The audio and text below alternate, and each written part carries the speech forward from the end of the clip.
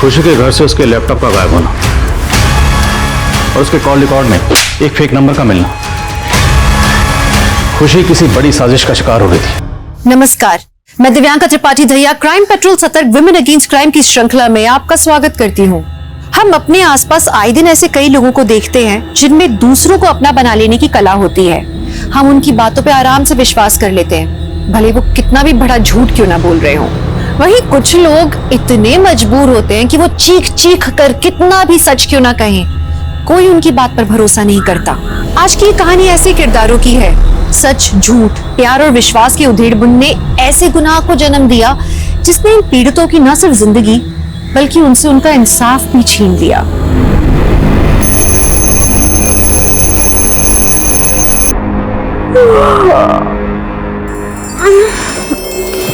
Good morning Sunny, चलो wake up. नहीं उठना? ओके स्लीप, लेकिन मुझे तो उठना पड़ेगा।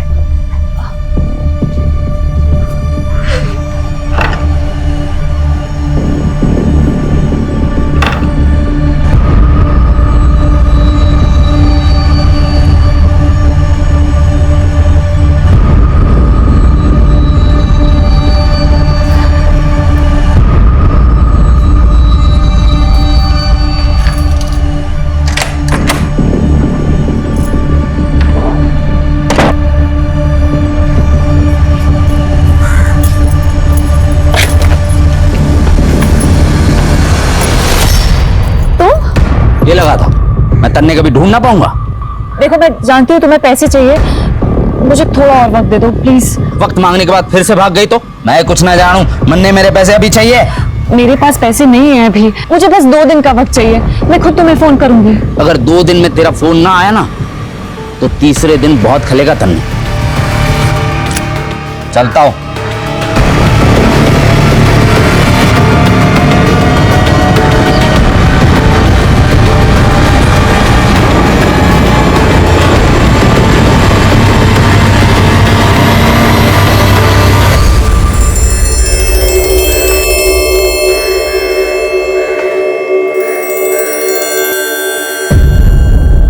रोशनी प्लीज, ये गहने गिरवी रख के मुझे शर्मिंदा मत करो।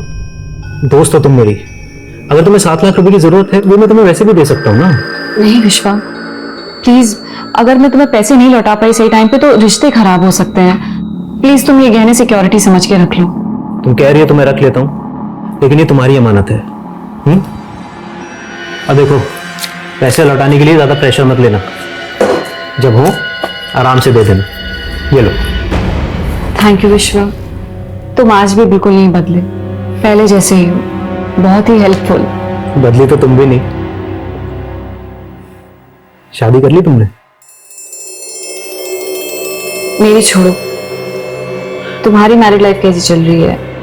Are you happy? पर Roshni, I suggest you something, तुम्हें वो लाइफ में आगे बढ़ जाना चाहिए।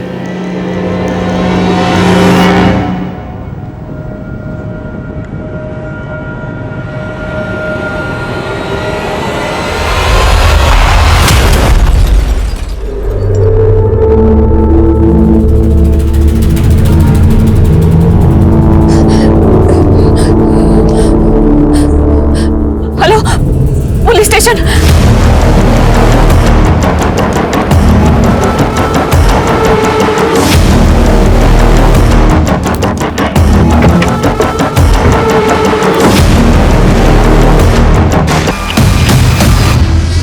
All patrolling team alert, all patrolling team alert.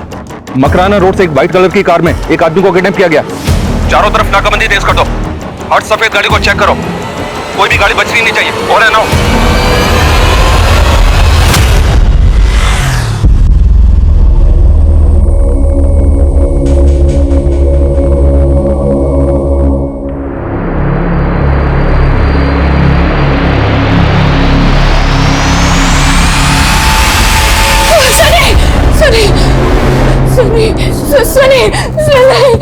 Sunny hold down.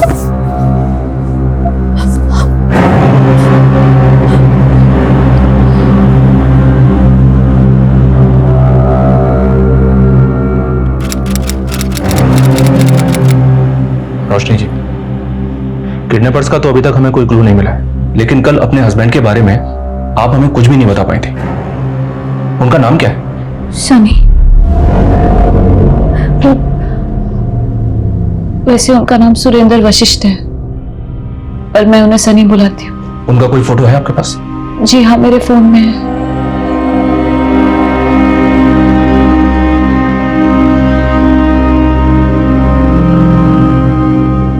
क्या हुआ? फोटोज नहीं मिल रहा। ठीक है, आप उनका मोबाइल नंबर दीजिए। उन्हें मोबाइल रखना पसंद नहीं, कहते हैं मोबाइल ने हमारी जिंदगी अशांत कर दी है। बहुत सरल स्वभाव के हैं सर मेरे हस्बैंड, और किसी ने उन्हें। करते क्या हैं आपके हस्बैंड?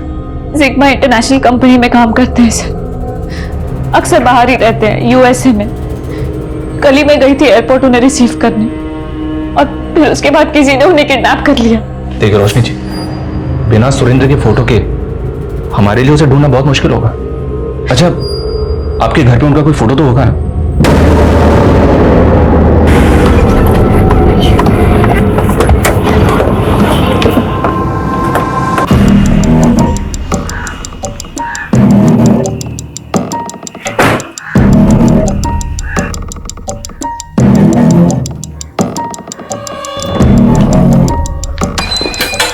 सर मैं 1 मिनट में आ गई। ठीक है।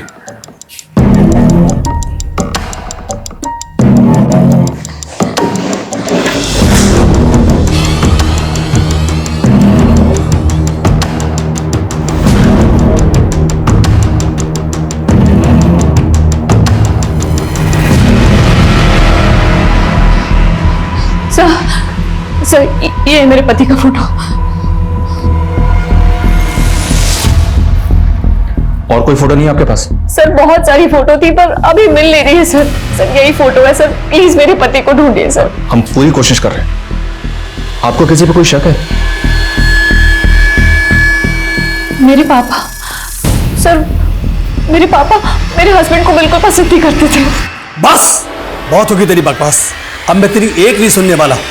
तेरी शादी उसी लड़के से होगी जिसे मैंने पसंद किया है। पापा मैं सनी से प्यार करती हूँ, अगर आप लोग नहीं माने ना तो मैं सनी के साथ भाग जाऊंगी। फिर मैं अपने घर से भाग गई और मैंने सनी से शादी कर ली। लेकिन आपके हस्बैंड का तो किडनैप हुआ है ना, और आपके 7 लाख रुपए भी लूटे गए। क्या आपको वाकई में ऐसा लगता है कि आपके फादर ऐसा कर सकते हैं? आपको अंदाजा नहीं है मेरे फैमिली वाले क्या क्या कर सकते हैं। आपके पति सुरेंद्र की फैमिली वो कहाँ रहती है?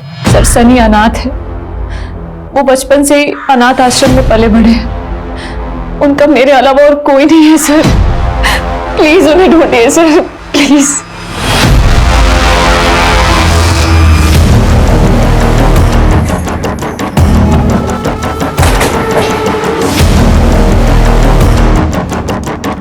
सर रोशनी भले ही मेरी मर्जी खिलाफ जाकर यहां से भाग गई थी, पर पिछले 3 महीने से वो कहाँ है मुझे मालूम नहीं। अरे मुझे ये तक नहीं पता कि उसने शादी कर ली। उसने सुरेंद्र से शादी की, जिसको आप पसंद नहीं करते थे। इस नाम के लड़के को मैं जानता तक नहीं। सर पहले मुझे भी ये लगा था कि वो किसी लड़के के साथ भाग गई है, लेकिन बाद में पता चला कि वो यहाँ से पैसे लेकर भाग गई है। वो पैसे लेकर भाग गई? सर रोशनी एक इंश्योरेंस एजेंट है, उसने अपने 30-35 क्लाइंट का एक बीसी का ग्रुप बनाया था। रोशनी के ग्रुप में तकरीबन हर मेंबर 25,000 रुपए जमा करता था। मेरे ख्याल से 9.5-10 लाख रुपए इकट्ठे हुए थे। वो सारे पैसे लेकर रोशनी भाग गई। कहाँ भगाया अपनी बेटी को? हम लोग का 10 लाख रुपया लेकर भागी है। मुझे नहीं पता कि मेरी बेटी कहाँ है। अरे साफ साफ झूठ बोल रहा है ये। हाँ? जरूर इसी ने अपनी बेटी को छुपाया है। सर उसकी वजह से हम किसी को मुंह दिखाने लायक नहीं रहे और हम पर आरोप लगा दिए। और उसकी शादी हो गई ये तक नहीं पता मुझे। उसके हस्बैंड की शक्ल तक नहीं देखी मैंने आज तक। सर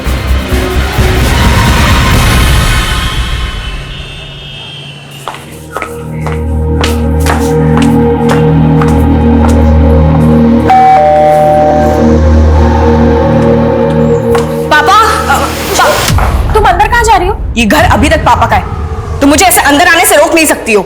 खुशी तुम मुझे गलत समझ रही हो, तुम्हारे पापा सच में घर पर नहीं है। तुम बाद में आ जाना।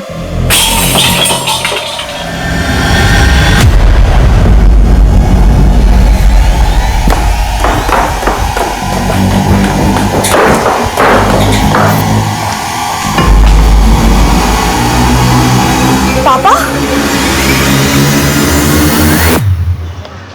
सर रोशनी ने जो अपने पति की कंपनी के बारे में बताया था, जिग्मा इंटरनेशनल, सर मैंने चेक किया है, इस नाम की कोई कंपनी है ही नहीं। और सर उसने जो एड्रेस दिया था वो भी गलत है।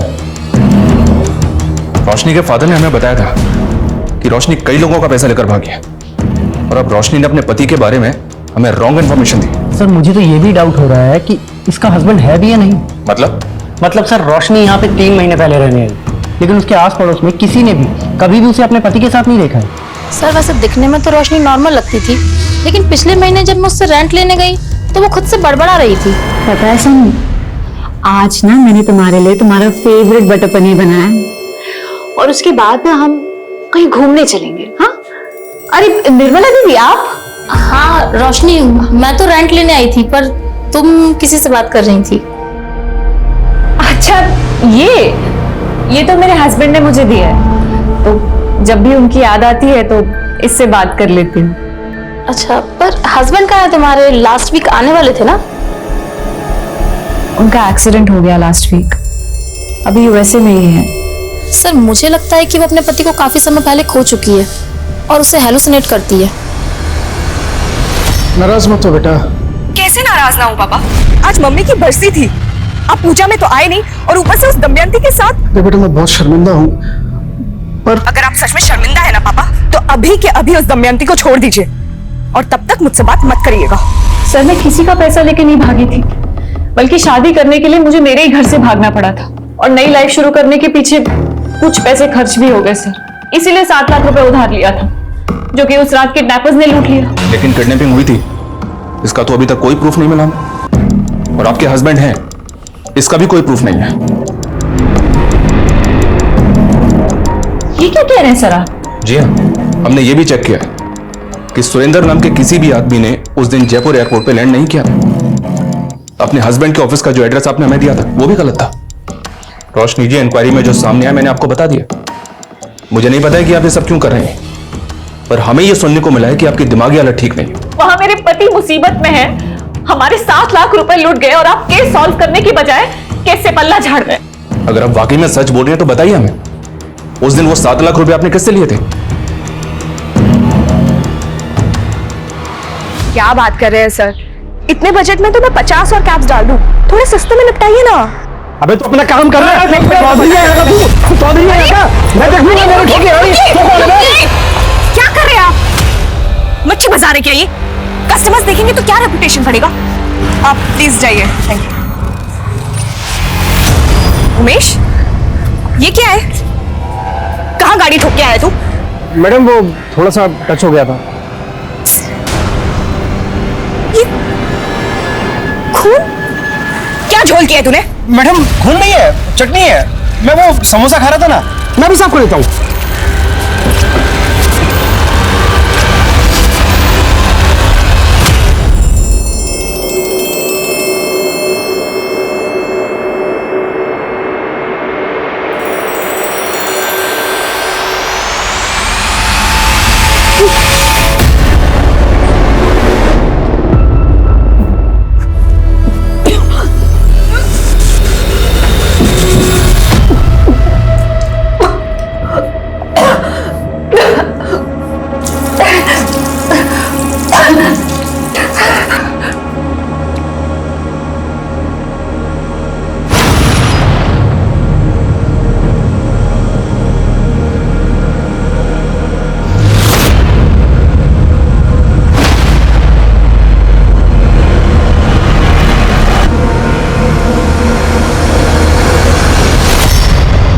खुशी, पिछले 3 महीने से तुम्हारी 3 गाड़ियों की EMI नहीं पहुंची है। मालूम है ना, अगर किसी की 2 EMI बाउंस होती है तो गाड़ी उठा लेता हूँ। वो तो तुम हो, इसलिए बताने आया हूँ। ये सब बिल्कुल भी नहीं चलेगा। ये क्या कह रहे हो रौनक? मेरी कोई भी EMI बाउंस हुई ही नहीं है। मैसेज चेक नहीं करती होगी? पर मेरे पास ऐसा कोई SMS आया ही नहीं है, और मेरे अकाउंट में इतना बैलेंस है कि EMI बाउंस हो ही नहीं सकता। देखो, अगर बिजनेस नहीं संभाला जा रहा है ना तो बंद कर दो। और वैसे भी औरतों को ना ये मर्दों के काम सूट नहीं करते। वो तो मेरे दिल में हमेशा से ही औरतों के लिए एक सॉफ्ट कॉर्नर रहा है, इसलिए कह रहा हूं कि सेटलमेंट कर लो, संभाल लूंगा मैं। हाँ सर, रोशनी उस दिन मुझसे 7 लाख रुपए उधार लेकर गई थी, लेकिन इसके बदले में जो गहने उसने मेरे पास रखवाए थे सर, मैंने चेक किया, वो गहने नकली हैं। What? नकली गहने? इसका मतलब उसने तुमको भी चीट किया? सर मुझे भी भरोसा नहीं हो रहा है, लेकिन यही सच है। रोशनी को तुम कब से जानते हो? सर कॉलेज टाइम से। तब तो तुम ये भी जानते होगे कि उसने शादी किससे की? शादी? नहीं सर, जहां तक मुझे पता है रोशनी ने शादी नहीं की थी। इनफैक्ट वो तो क्या? रुक क्यों गए? बोलो। सर बात दरअसल ये है कि रोशनी शुरू से ना थोड़ी सी सनकी है, वो मुझसे एक तरफा प्यार करती थी। तुम मुझे मना कर रहे हो?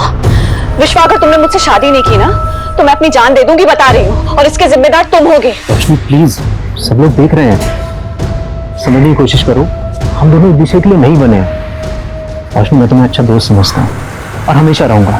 सर मैं बड़ी मुश्किल से उसे मना कर पाया था, लेकिन इतने सालों बाद वो मुझसे 7 लाख रुपए उधार मांगने आई थी। सर मैंने देने में 1 मिनट भी नहीं सोचा, लेकिन मुझे ये बात बिल्कुल समझ में नहीं आ रही है सर कि उसने मुझे नकली गहने क्यों दिए।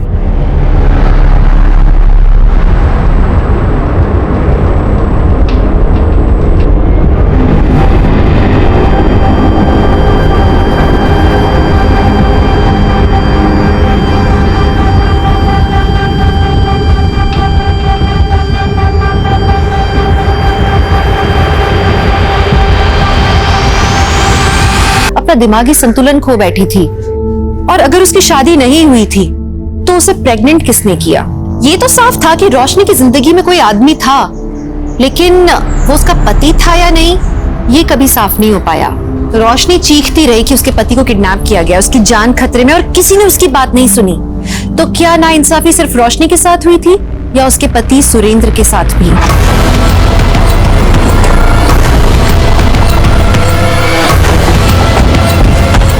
चलिए हटिए, पीछे हटिए, पीछे हो जाइए, चलो पीछे हो जाओ, पीछे हो जाओ, चलिए पीछे हटिए, पीछे हटिए।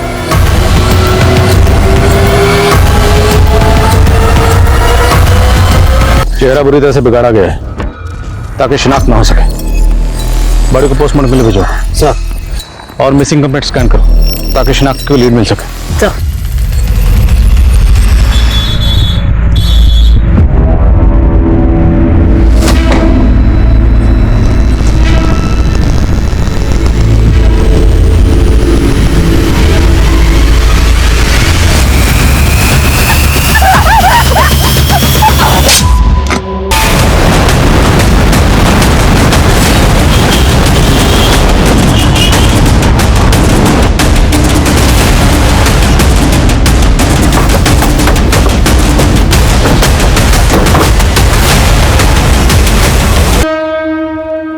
सर, सुबह एक पासरबाई ने इस लड़की की लाश देखी। लाश को देखकर लग रहा है कि मर्डर कल रात को हुआ था। खुशी की बॉडी हमें एमजी रोड पर मिली। वो कहाँ जा रही थी? सर मुझे इसके बारे में कुछ भी नहीं मालूम। आप उससे आखिरी बार कब मिले थे? एक 2 दिन पहले। 2 दिन से वो कहाँ थी?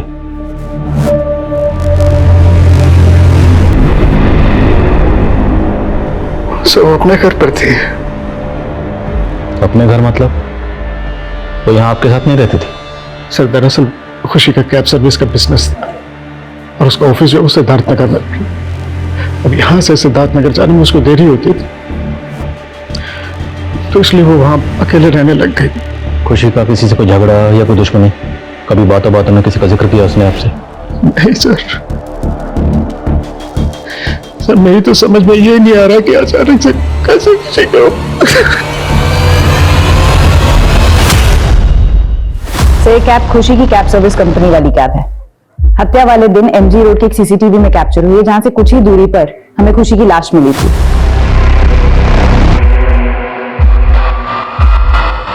हाँ सर, ये कैब हमारी खुशी मैडम की कंपनी की ही है। वो तो हमें पता है, इसलिए तो यहाँ पूछताछ के लिए आए हैं। लेकिन इस कैब को चला रहा है वो कौन?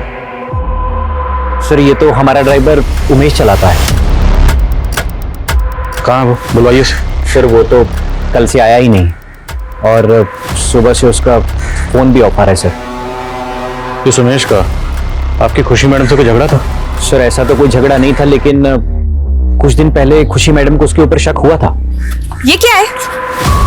कहाँ गाड़ी ठोक के आया तू? मैडम वो थोड़ा सा टच हो गया था।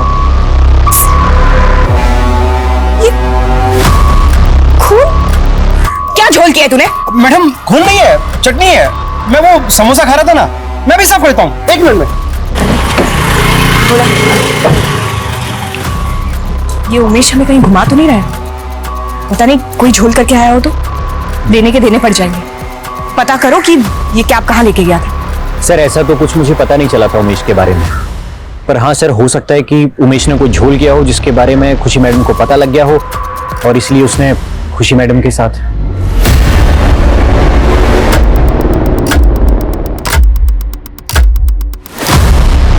सर ये उमेश गोंडा का रहने वाला है, मैंने गोंडा पुलिस को इन्फॉर्म कर दिया है।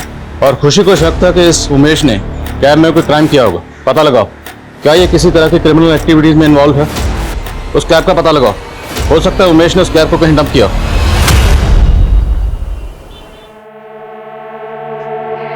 Happy birthday Shoaib, surprise. मैंने तुझसे कहा था ना तेरे 18 बर्थडे पे तुझे कार गिफ्ट करूंगी, मैंने अपना प्रॉमिस पूरा किया। वाह अम्मी, अब बहुत स्वीट हो।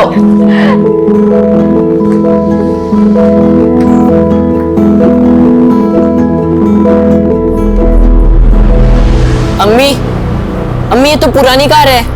हाँ बस 1-2 साल, तू इसको चला के ड्राइविंग में अपना हाथ तो साफ कर ले, फिर नई दिलवा दूंगी। Happy birthday. अब्बू, अब्बू देखिए ना, बर्थडे के दिन भी अम्मी ने मुझे पुरानी कार दी। सोहेल, कार तो आखिर कार होती है। अब आप हमें ही देखिए, हम आपके लिए सिर्फ ये छोटा सा तोहफा लेकर आए। लीजिए, आपकी अम्मी के तोहफे के आगे तो ये कुछ भी नहीं। वाह अब्बू, आपने जो भी दिया कम से कम नया तो दिया। आपका गिफ्ट अम्मी से भी बेहतर है। थैंक यू अब्बू। सर मैंने खुशी की कॉल डिटेल्स चेक की, उसमें एक रौनक नाम के आदमी का नंबर मिला है। पता करो ये रौनक कौन और इसका खुशी के साथ क्या कनेक्शन है। सर रौनक तो एक फाइनेंस कंपनी में रिकवरी एजेंट है और खुशी मैडम ने उसकी फाइनेंस कंपनी से अपनी कई सारी कैब्स फाइनेंस करवाई थी। तो रौनक का खुशी के साथ पैसों को लेकर कभी कोई झगड़ा हुआ? पर मेरे पास ऐसा कोई एसएमएस आया ही नहीं है और मेरे अकाउंट में इतना बैलेंस है कि ईएमआई बाउंस हो ही नहीं सकता। देखो अगर बिजनेस नहीं संभाला जा रहा है ना तो बंद कर दो। और वैसे भी औरतों को ना ये मर्दों के काम सूट नहीं करते, इसलिए कह रहा हूँ कि सेटलमेंट कर लो, संभाल लूंगा मैं। हिम्मत कैसे हुई मुझे छूने की? तूने मुझे चाटा मारा, मुझे? बिजनेस करेगी ना तू?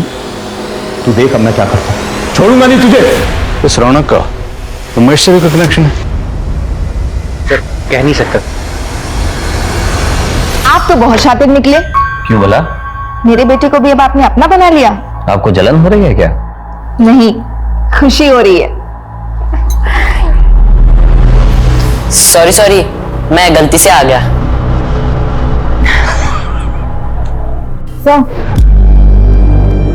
सर ये बात बिल्कुल सही है कि खुशी की कंपनी के करंट अकाउंट से 3 कैब्स के लोन की ईएमआई पिछले 3 महीने से बाउंस हो रही थी। लेकिन हैरानी वाली बात यह भी है कि पिछले 3 महीने से खुशी के अकाउंट में जब भी पैसा आ रहा था वो अगले ही दिन निकाल दिया जा रहा था। निकाल कौन रहा था? सर सिर्फ सेल्फ बेरर चेक से पैसे निकल रहे थे। एक और बात सर, खुशी के करंट अकाउंट से जो नंबर लिंक था उसे बदलकर कोई फेक आईडी का नंबर लिंक किया गया था 3 महीने पहले। फेक आईडी का नंबर? ऐसा कौन करेगा? सर खुशी की कंपनी में को पार्टनर उसके फादर हैं। उसके अकाउंट का एक्सेस सिर्फ उनके अलावा और किसी के पास नहीं है।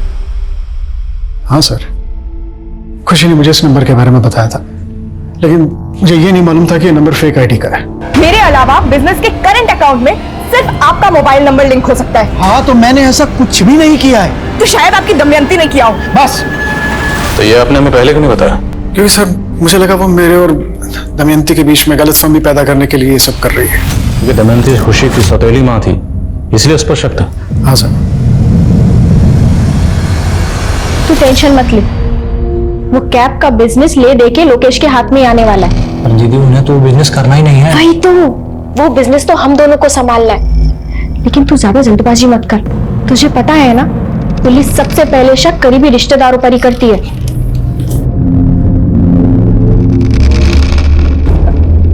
संभालिए अपने आप को, अगर आप ही हिम्मत हार जाएंगे तो खुशी के सपनों का क्या होगा? उसका कैब का बिजनेस। काश मैंने खुशी की बात पर भरोसा करके वो सब पता करा लिया होता।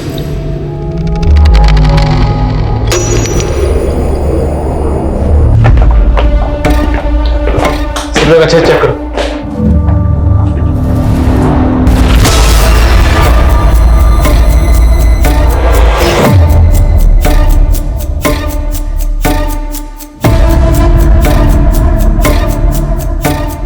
लैपटॉप का चार्जर है, लैपटॉप नहीं है। हाँ तो लैपटॉप गायब किया गया। सर, यहाँ कुछ भी सस्पिशियस नहीं मिल रहा है। पता करो खुशी के अलावा यहाँ और किस किसका आना जाना था, और खुशी के सोशल मीडिया अकाउंट खंगालो। Sir, excuse me sir. Hello sir, Umesh की इंफॉर्मेशन मिली है। यूपी के उन्नाव में छुपा हुआ है अपने चाचा के यहाँ। हाँ सर। सर,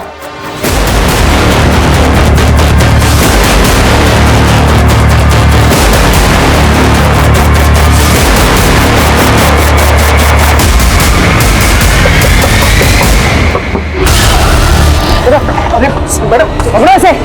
ये चलो।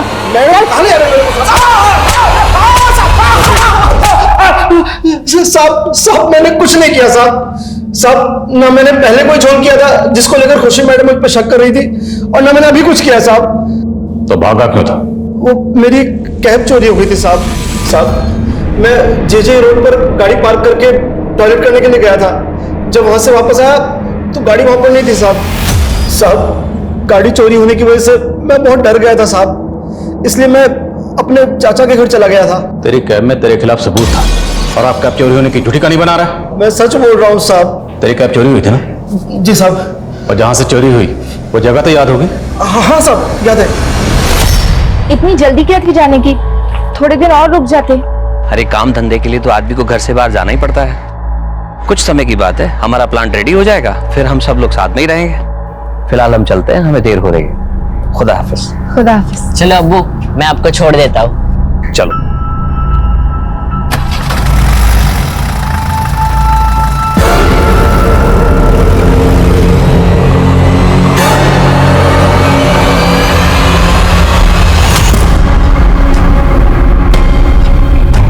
मैडम मैंने यही खड़ी की थी कैब, यहीं से चोरी हुई थी। मैं उधर की साइड टॉयलेट करने गया था, और जब वापस आया तो कैब वहां नहीं थी। आसपास कोई सीसीटीवी नहीं है इसलिए घुमा रहा है ना मैं? नहीं मैडम मैं सच बोल रहा हूँ।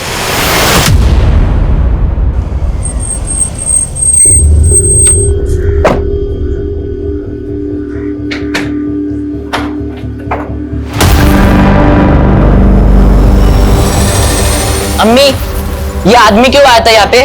सोहेल, तमीज से बात कर। चाचा जाने वो तेरे। उन्होंने अब्बू की तो इज्जत नहीं की कभी, और आप? सर, उमेश अभी भी वहीं का वही है, और रौनक पर कोई लीड नहीं मिल रही है। रौनक लखनऊ का रहने वाला है, और उसकी फैमिली का कहना है कि खुशी के मर्डर से पहले से ही रौनक उनसे टच में नहीं था। तुमने बताया था कि रौनक का फोन खुशी के कत्ल से पहले ही बंद हो गया था, राइट? राइट। फोन बंद कहाँ हुआ था? और रौनक सेम एज ग्रुप का। सर, अगर वो लाश रौनक की है तो इसका मतलब रौनक का मर्डर खुशी के मर्डर से पहले हो गया था। फिलहाल पहले ये कंफर्म करते हैं कि वो लाश रौनक की है या नहीं। लखनऊ से उसकी फैमिली को बुलवा। सर मैं खुशी की सीडीआर फिर से चेक की, उसमें एक नंबर ऐसे मिला है जो फेक आईडी पे लिया गया था, जिस नंबर से। ये नंबर पहले विजयनगर में एक्टिव था, लेकिन अब बंद आ रहा है। विजयनगर? वहाँ तो खुशी के फादर रहते हैं। हाँ सर, और खुशी के फादर का साला कांता वो भी वहाँ पे रहता है। खुशी के मर्डर से पहले कांता अपनी बहन दमयंती से काफी टच में था, और सर खुशी की कांता और दमयंती से बिल्कुल नहीं बनती थी। बुलाओ इस कांता को। सर वो दीदी है मेरी, तो मैं तो उनसे मिलने जाऊंगा ही ना। तुम्हारी दीदी ने एक ऐसे शख्स से शादी की जो तुम्हारी दीदी से उम्र में बड़ा है, पहले से शादीशुदा है, और एक जवान बेटी का बाप है। क्यों? जाहिर सी बात है, तेरी दीदी की नजर उसके बिजनेस और उसके पैसे पर रही होगी। सर साहब, आप जो समझ रहे हैं वो गलत है, और सर जो आप बोल रहे हैं वो उसका सबूत क्या है आपके पास? वक्त आने दे, सबूत भी पेश करेंगे। तू और तेरी बहन दोनों हमारे रडार में है, गलती से भी कहीं भागने की कोशिश मत करना। वो लोग बेवजह मेरे भाई को थाने लेकर गए, और आप यहाँ चुपचाप बैठे। कहीं खुशी आपके दिमाग में जो शक का कीड़ा डालकर गई है उसे आप सच तो नहीं समझ रहे? शक तो ना हो रहा है मुझे, और अगर मुझे पता चला कि तूने और तेरे भाई ने मिलकर कुछ भी किया है, छुपूंगा नहीं तुम दोनों को। आपका शक सही निकला सर। तो रौनक का मर्डर खुशी के मर्डर से पहले ही हो चुका था। खुशी के घर से उसके लैपटॉप का गायब होना और उसके कॉल रिकॉर्ड में एक फेक नंबर का मिलना और उसकी कंपनी के करंट अकाउंट से एक फेक आईडी से लिए गए नंबर का लिंक होना, जाहिर सी बात खुशी किसी बड़ी साजिश का शिकार हो रही थी। मुझे खुशी के सोशल मीडिया अकाउंट और कॉन्टैक्ट की एक एक डिटेल चाहिए। सर,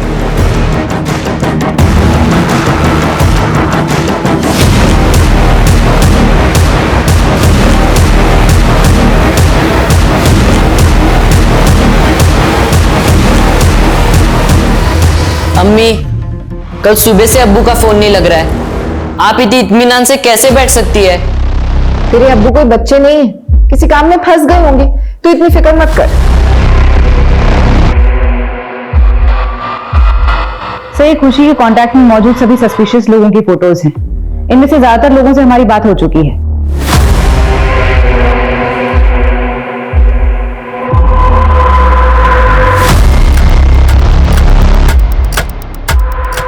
ये बंदा कौन है? इसकी क्लियर पिक्चर है? नहीं सर, ये इकलौता फोटो है। इनफैक्ट अभी तक हम इसकी पहचान भी नहीं कर पाए हैं, इसलिए सबसे ज्यादा शक हमें इसी पर है। पुलिस ने खुशी के मर्डर का मोटिव रखने वाले सभी सस्पेक्ट्स को खंगाल लिया था, लेकिन ये हत्या इतनी शातिर ढंग से की गई थी कि कातिल के खिलाफ कोई सबूत ही नहीं मिल रहे थे। देखते ही देखते खुशी मर्डर केस के 6 महीने बीत गए। ठंडे बस्ते में चला गया ये केस। अखबारों में भी इसका कोई जिक्र नहीं था और पुलिस के लिए ये केस अनसॉल्व्ड केसेस की फहरिस्त में शामिल हो गया।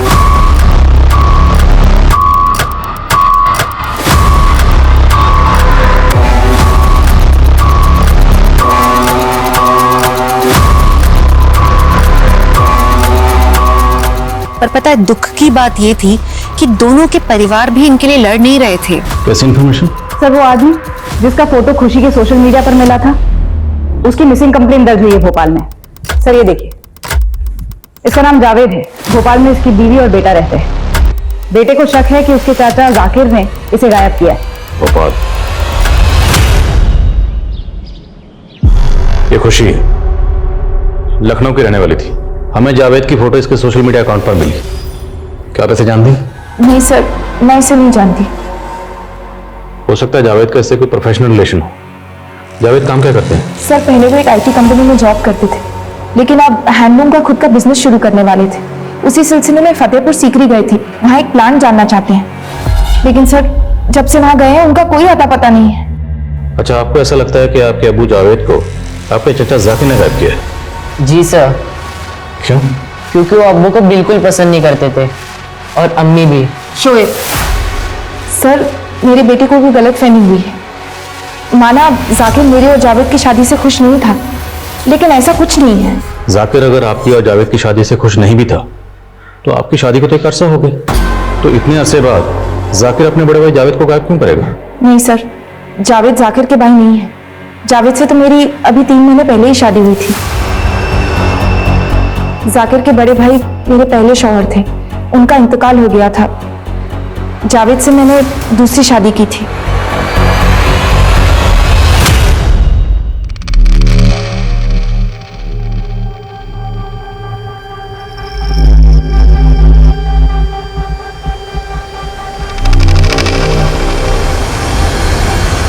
तो तन्वी ने जिस आईटी कंपनी के बारे में बताया था, मैंने वहां पता किया।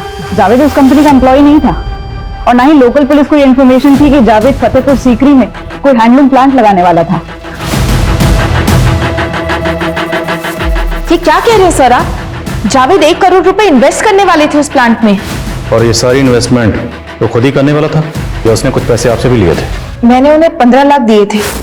वो आईटी कंपनी का जॉब छोड़कर अपना खुद का बिजनेस शुरू करने वाले। वो किसी आईटी वाईटी कंपनी में काम नहीं करता था। झूठ बोला उसने आपसे। आप उसके कांटेक्ट में कैसे जो आपने उससे शादी कर ली? एक मैट्रिमोनियल साइट पे टच में आए थे हम लोग। आपस में चैट करके अच्छा लगा तो मिलने का फैसला किया। मैं एक आईटी कंपनी में इंजीनियर हूँ। 50 लाख रुपए का एनुअल पैकेज है मेरा। लेकिन मेरी पहली पत्नी सिर्फ मेरे पैसों से प्यार करती थी, मुझसे नहीं। मेरी लाख कोशिशों के बावजूद मैं उसमें सच्चा प्यार ढूंढ नहीं पाया और हम अलग हो गए। और एक मुलाकात में ही आप उससे इतनी मुतासिर हो गई कि बिना उसकी बैकग्राउंड चेक की आपने उससे शादी कर ली। सपने में भी नहीं सोच सकती थी जावेद मुझे इतना बड़ा धोखा देंगे।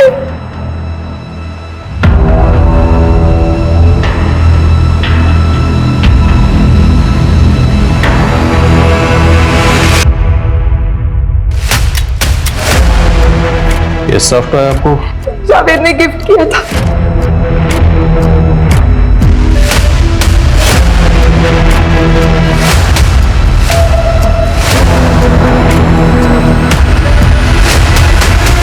तो ये खुशी भी एक मैट्रिमोनियल वेबसाइट पर एक्टिव थी।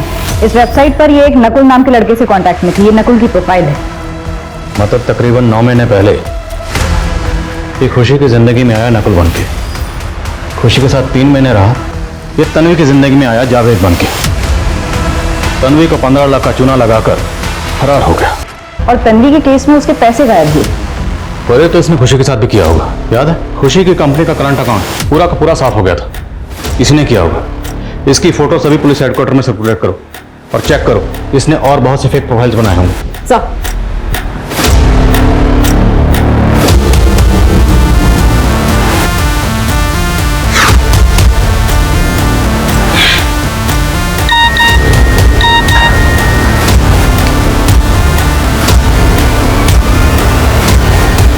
पूजा, मेरे बिना तुझे कोई और ना मिलेगा दूजा।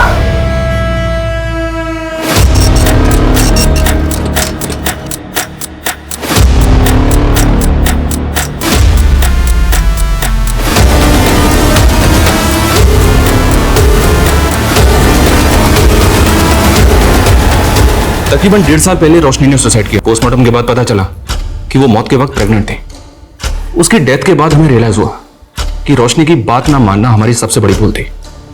हमें तो ऐसे ही लग रहा था कि उसकी दिमागी हालत ठीक नहीं है और शायद उसी वजह से वो एक सॉफ्ट टॉय के अंदर अपने पति को हेलुसिनेट कर रही है। Soft toy? जी हाँ। आपके पास सॉफ्ट टॉय का कोई रेफरेंस पिक्चर है? हाँ, फोटो है उसका, ये लीजिए।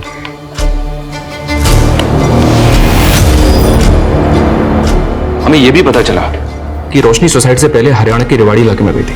इंक्वायरी की तो पता चला कि वो अपने पति की तलाश में वहां एक घर में गई थी। सुरेंद्र कहाँ है? सुरेंद्र? मैं किसी सुरेंद्र को नहीं जानता। फिर हमें पता चला कि एक आदमी ने रोशनी को एक गलत इन्फॉर्मेशन दी थी कि वहां उसके पति के दूर के रिश्तेदार रहते हैं। हमने वहां भी इंक्वायरी की पर कुछ मिला नहीं। तो मैंने पता किया, ये सॉफ्टवेयर टर्टल ब्रांड का एक्सक्लूसिव प्रोडक्ट है जो सिर्फ उनके ऑनलाइन पोर्टल पर परचेज के लिए अवेलेबल है। इनके करोड़ों कस्टमर्स हैं सर। इस जरिए से तो उस आदमी तक पहुंचना नामुमकिन लग रहा है। ये भले ही कोई शातिर खिलाड़ी है जो अलग अलग लड़कियों को अपना शिकार बनाता है, आई एम श्योर ये इस वक्त भी किसी ना किसी लड़की को अपना शिकार बना रहा होगा। पर हमें इसके लिए कुछ ऐसा जाल बिछाना है कि शिकारी खुद अपने जाल में फंसे। This is for you. Thank you. Pooja, will you marry me? Yes.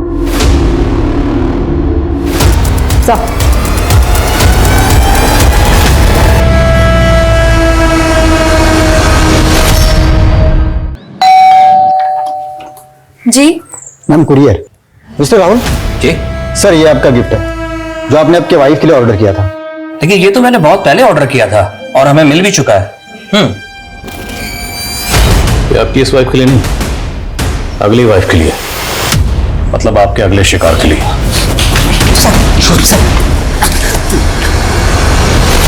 रोशनी कोई अकेली लड़की नहीं थी। उससे पहले मैंने कई लड़कियों की जिंदगी बर्बाद की। हाँ, रोशनी कुछ जरूरत से ज्यादा ही बेवकूफ थी, क्योंकि मेरे ही कहने पर उसने अपने इंश्योरेंस क्लाइंट का पैसा इन्वेस्ट करने के लिए उठा लिया और वो पैसा लेकर हम दोनों ने भागकर शादी कर ली।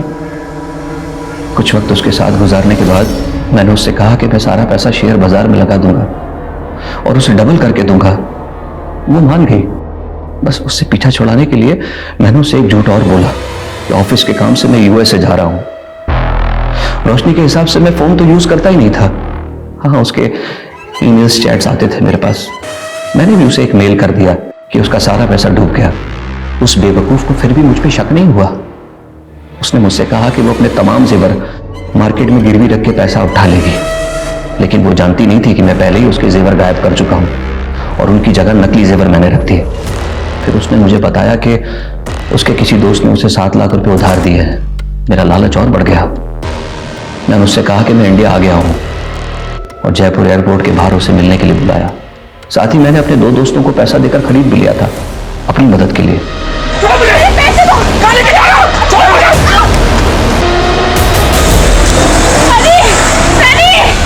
तूने रोशनी को जिंदा छोड़ दिया, लेकिन खुशी को क्यों मारा? उसे मारने का कोई इरादा नहीं था मेरा। वो तो मेरे काम की कौड़ी थी। पहला, वो अपने घर से अलग रहती थी और दूसरा, उसके फादर से उसकी बनती नहीं थी। खुशी तुम्हें लगता है वो हाँ करेंगे? मुझे किसी के हाँ की जरूरत नहीं है नकुल। एक बार मेरा बिजनेस सेट हो जाए, उसके बाद हम शादी कर लेंगे। और फिर ना, एक मिनट अर्जेंट है। एक दिन मौका पाकर मैंने उसकी नेट बैंकिंग का पासवर्ड और तमाम जरूरी डिटेल्स निकाल ली और उसका फोन नंबर हटाकर अपना नंबर लिंक कर दिया। और फिर धीरे धीरे मैं उसके अकाउंट को खाली करता रहा। उसको विड्रॉल के अलर्ट मैसेजेस भी नहीं मिलते थे।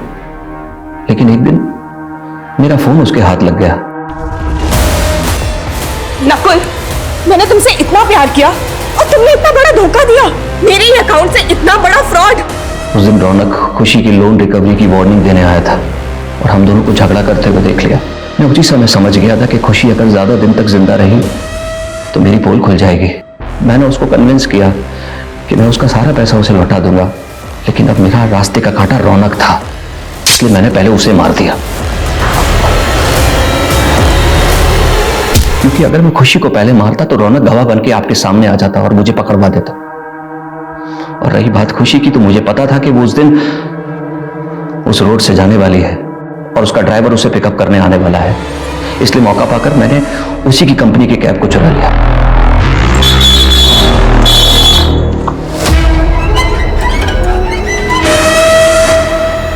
सर, मेरी एक गर्लफ्रेंड थी सिमरन। बहुत प्यार करता था मैं उससे और एक दिन मैंने उसे शादी का प्रपोजल दिया तो मेरा मजाक उड़ाया उसने और मेरे हाथ में एक डॉल थमा दी और कहा कि मैं उससे शादी कर लूं। यहां लगी मेरे यहां।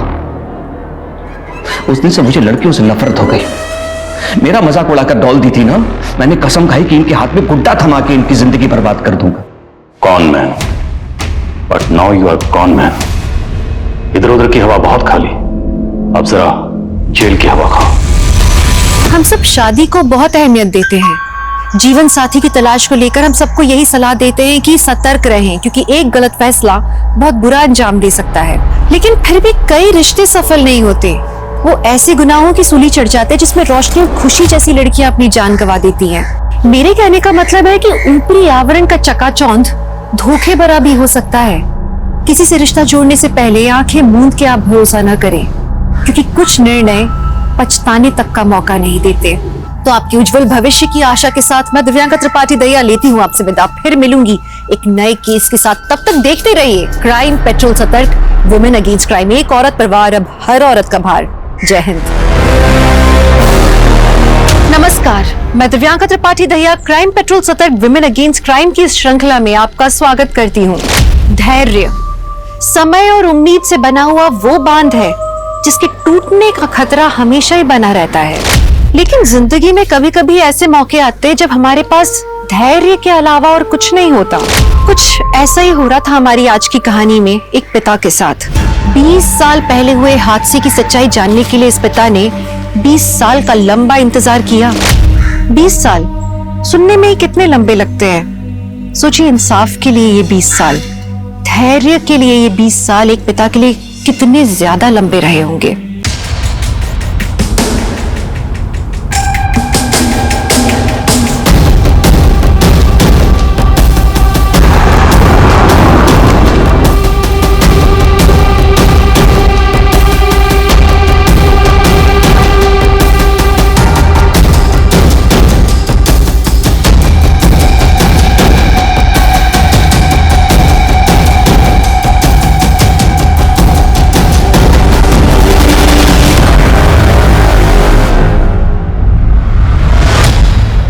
इस केस को 20 साल हो गए हैं जेनिफर। इस बार कहां से शुरू करना है? योर ऑनर, फाइल नंबर 1 से। इस केस को उसके अंत तक पहुंचाने के लिए हमें शुरू से शुरू करना पड़ेगा। कौन थी निधि रस्तोगी? 21 साल उम्र की, lady college of art and commerce में पढ़ने वाली, फाइनल ईयर स्टूडेंट या कोई और? योर ऑनर, ये उसकी पर्सनल डायरी है। I would like to read. Sure. Entry date 26 November 1994। आज का मेरा टारगेट कंप्लीट हो गया। मुझे अपने फ्यूचर के लिए और ज्यादा मेहनत करनी होगी। 27 नवंबर 1994। आज का दिन बड़ा अच्छा था। मेरे सेमेस्टर रिजल्ट से पापा बहुत खुश थे। वैसे मैं खुद को तो कॉन्ग्रेचुलेट करना भूल गई। मिसेस डायरी, अब मैं टीचर बन गई हूँ, मैथ्स टीचर। 600 रुपीज सैलरी है मेरी। सिर्फ 100 रुपए अपने लिए रखूंगी और 500 रुपए पापा को दिया करूंगी। I am very happy. Nidhi, ऐसी बहुत सारी पॉजिटिव एंट्रीज हैं, अच्छे थॉट्स। योर ऑनर, निधि की मौत के कुछ हफ्ते पहले से उसी के घर से इस केस की शुरुआत हुई। निधि, अभी ये सब करने की क्या जरूरत है? बाद में करो ना। अरे बस हो गया पापा। अभी जाना जरूरी है क्या? न्यू ईयर मना के जाओ ना। अरे पापा, बस एक बार ग्रेजुएशन कंप्लीट हो जाए और सीए का एग्जाम दे दूं, फिर न्यू ईयर क्या, होली दिवाली सब साथ में मनाएंगे। दीदी, अब निशी क्यों चिल्ला रही है? ये सब छोड़। फटाफट आओ ना। पहले बार चलो। अरे अरे आओ तो सही, तुम चलो तो सही। ये देखो दीदी, ये कितना प्यारा है। कौन है निशी? ये तुमने सजाया? हाँ दीदी, और ये देखो दीदी, सेंटा का बास्केट जिसके अंदर सेंटा हमारे गिफ्ट रखेगा। सुन लिया ना सेंटा? क्या नहीं समझी? मुझसे भी हाइट में लंबी हो गई है और तुझे अभी तक नहीं पता चला कि सेंटा कोई और नहीं, पापा है। याद कर, हम हर बार रात के 12 बजे बाहर जाते थे सेंटा को देखने, तो पापा कुछ ना कुछ भूल जाते थे, जैसे मेरा पर्स खो गया, मेरी वॉच रह गई। पापा, मैं क्या सोच रही हूँ, इस बार ना हम गिफ्ट वहां छुपाएंगे। कहाँ? आया। बच्चों, इस सेंटा जो है ना, ये असल में होता है, अदरवाइज तुम दोनों जैसा प्यारा सा गिफ्ट मुझे कैसे मिलता? Love you. Love you too पापा। Oh my god! क्या? अरे एक बात तो बोलना भूल ही गया मैं। Wish you very happy birthday. Thank you पापा। हैप्पी बर्थडे दीदी। Thank you. Happy birthday to you, happy birthday to you.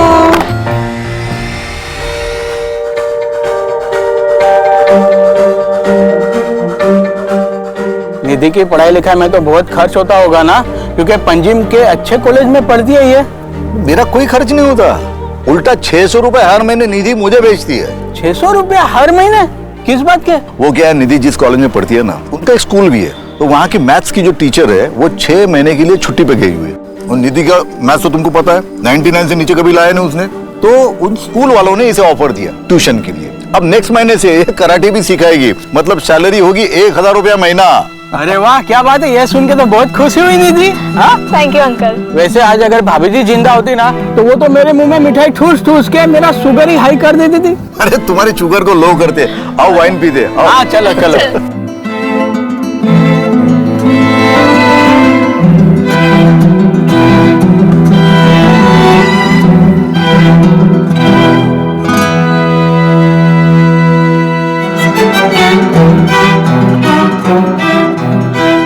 Take care बेटा। और हाँ, 24 घंटे ना किताबों में घुसे मत रहना, थोड़ा खाने पीने का भी ध्यान रखना है? अभी 53 किलो की हो तुम, अगर 52 भी हो जाओगे ना, उन हॉस्टल वालों की खैर नहीं बता रहा हूँ। 55 की हो जाऊंगी बस। अरे वो इतना भी खाने पीने का ध्यान मत रखना, पढ़ाई पे कॉन्सेंट्रेट करना, पढ़ाई मन लगा के करना। और हाँ, wish you very happy new year in advance. Happy new year in advance पापा। Happy new year happy new year. और हाँ, फोन जरूर करना। हर साल अपने क्लास में आने वाली टॉपर, एक माहिर कराटे फाइटर, और उससे भी कहीं ज्यादा हैप्पी गो लकी, एक खुश मिजाज लड़की। योर ऑनर, अगर आज वो जिंदा होती तो उसकी कहानी कुछ और होती, पर अक्सर देखा गया है कि सबसे ज्यादा ब्राइट चमकने वाला हीरा किसी ना किसी की आंख में खटकते रहता है। निधि के साथ भी वैसा ही कुछ। 1 2 3 4। हाँ हाँ हाँ हाँ, और ऊपर हाँ। तो आज हम क्लास यहीं पे एंड करते हैं, कल हम शाम को 5 बजे मिलेंगे, 5 PM sharp. Okay? Thank you ma'am. Thank you. Hi Nidhi, काफी अच्छा फीडबैक है तुम्हारा, स्टूडेंट्स भी तुम्हें काफी पसंद करने लगे। एक बार अपनी पढ़ाई पूरी कर लो, उसके बाद मैं तुम्हें as senior math teacher promote करवा दूंगा, सैलरी भी अच्छी होगी, साथ में अपना बीएड भी कर लेना। Thank you very much sir. अरे थैंक यू की कोई बात नहीं, यू डिजर्व इट। अच्छा, तुम्हारे पास मेरा लैंडलाइन नंबर है, कोई भी काम हो कॉल मी एनी टाइम, दिन हो या रात, सोचना मत, just come to my home. Take care. Take care sir. मेरा सामान किसने फेंका? मैंने। जानवी, तुम्हारा प्रॉब्लम क्या है? प्रॉब्लम है ना तू है। ये जो तेरा अटेंशन सीकर वाला एटीट्यूड है ना, ये जरा अपने पास रख। तुम और तुम्हारी प्रॉब्लम्स प्लीज मेरी जगह से निकल जाओ। वरना क्या कर लेगी? हाँ, 2-4 कराटे के मूव्स दिखाएगी। चल दिखा, चल दिखा दिखा दिखा ना आदमी। ओए, क्या हो रही है? चलो दोनों अपनी जगह पे। वार्डन दीदी प्लीज मेरा रूम चेंज कीजिए, मुझे यहाँ नहीं रहना। वार्डन दीदी, आप है ना इसको इस सड़ियल रूम में रहने दीजिए। आप मेरा ही रूम चेंज करवा दीजिए। Jahnvi, mind your tone.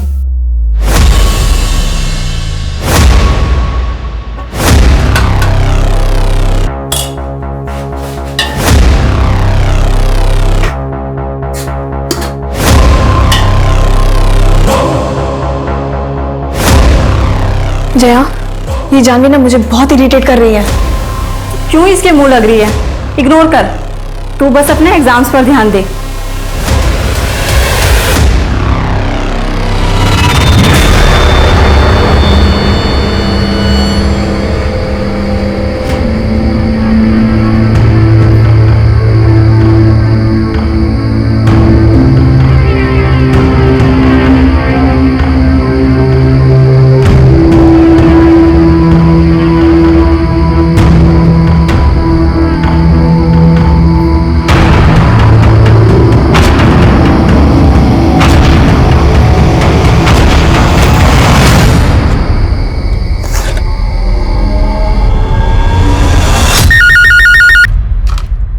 Hello पापा। हाँ निधि बेटा बोलो, कैसी हो? बस ठीक हूँ पापा। अरे तुझे पता है निशि ने आज क्या किया? अरे रास्ते पर से कुत्ते का बच्चा घर पे लेके आई, फिर उसको लाख समझाया, उसके बाद वापस छोड़ के आई। वो अभी रूठ के बैठी है, बोलती खाना नहीं खाएगी। निधि, तू पक्का ठीक तो है ना बेटा? हाँ पापा, मैं ठीक हूँ। मुझे आपसे कुछ बात करनी थी। क्या बात है? कोई प्रॉब्लम है? वो रितेश वहां आया क्या? नहीं पापा, रितेश की बात नहीं है। तो बेटा खुल के बोलना, क्या बात है? पापा मैं आपसे बाद में बात करती हूँ, मेरी वो दोस्त आ गई है। ठीक है, तुम मुझे जरूर फोन करना, मैं इंतजार करूंगा तुम्हारे फोन का।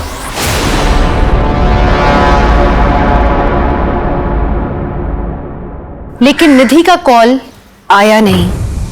अपनी बेटी के साथ हुआ ये फोन कॉल उन दोनों के बीच का आखिरी फोन कॉल था। बेटी के एक फोन कॉल के इंतजार ने उस पिता को लंबे अरसे तक बेचैन रखा था, ये जानने के लिए कि उस रात आखिर क्या हुआ था।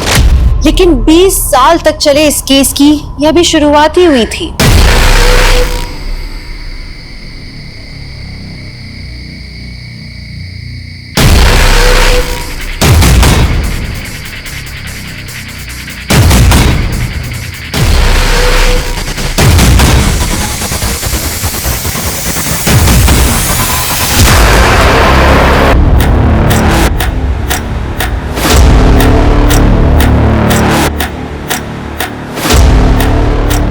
सर फोन आया था, कुछ सामान बिखरा हुआ है और लड़की सुबह से गायब है।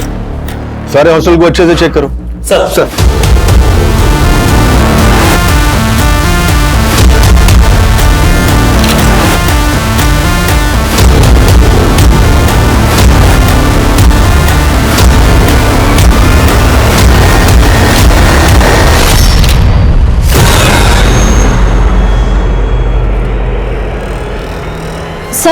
ये चप्पल तो निधि की है। उधर पूरा कमरा अच्छे से चेक करो।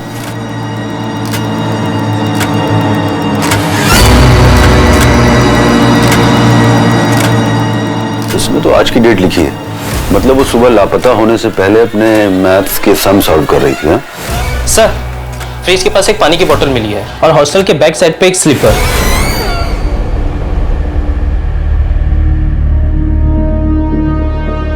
सर यहाँ मिली है चप्पल।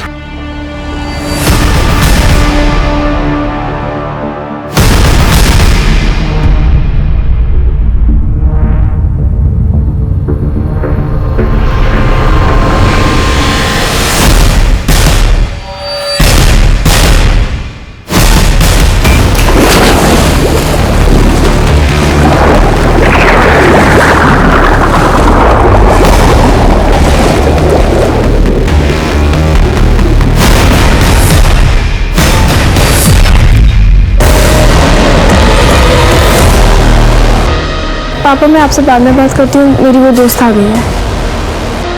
निधि, क्या हुआ यार? तू बहुत परेशान लग रही है। नहीं बस सब ठीक है। क्या बात है, तेरी आंखें क्यों भरी हुई है? पता नहीं यार, मुझे मेरी तबीयत कुछ सही नहीं लग रही। सोच रही कुछ दिनों के लिए घर चली जाऊं। Prosecution witness number 4 Jaya D'Souza, Nidhi की रूममेट और उसकी काफी अच्छी दोस्त। एग्जिबिट नंबर 13 पेज 3 पैरा 5 में दिए हुए उसके स्टेटमेंट के हिसाब से निधि अपनी मौत के 2-3 दिन पहले से काफी अपसेट दिख रही थी। योर ऑनर, हॉस्टल के सारे स्टाफ और स्टूडेंट्स के स्टेटमेंट एग्जिबिट नंबर 13 से एग्जिबिट नंबर 22 के बीच में।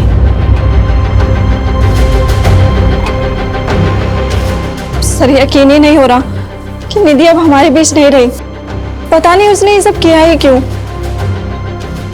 क्या तुम्हें लगता है ये आत्महत्या हो सकती है? सर उसकी फैमिली में सुसाइड हिस्ट्री रही है, उसकी माँ ने भी सुसाइड किया था, और अगर निधि की लाइफ में कुछ प्रॉब्लम्स रही होगी तो हमें उसके बारे में कुछ नहीं पता।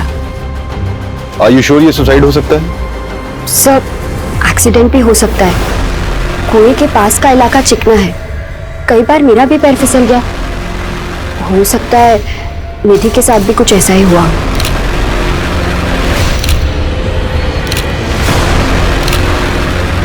और ये गले के मार्क्स का पिक्चर लेना। बच्ची ने सुसाइड कर लिया। आप कौन? सतीश माथुर, इस इंस्टीट्यूशन का ट्रस्टी। देखिए इंस्पेक्टर, ये जो कुछ भी हुआ है इसे जल्दी से फाइंड अप कीजिए। बच्चे डरे हुए हैं, फालतू का तमाशा हो रहा है। देखिए हमें शक है ये सुसाइड के अलावा भी कुछ हो सकता है, तहकीकात तो करनी पड़ेगी। ठीक है, जो कुछ भी करना है आधे घंटे में कीजिए और निकलिए यहाँ से। नीलमा जी, बच्ची के परिवार वालों को फोन कर दीजिए, जो भी मदद हो सके कीजिए, थोड़े बहुत पैसे भी दीजिएगा।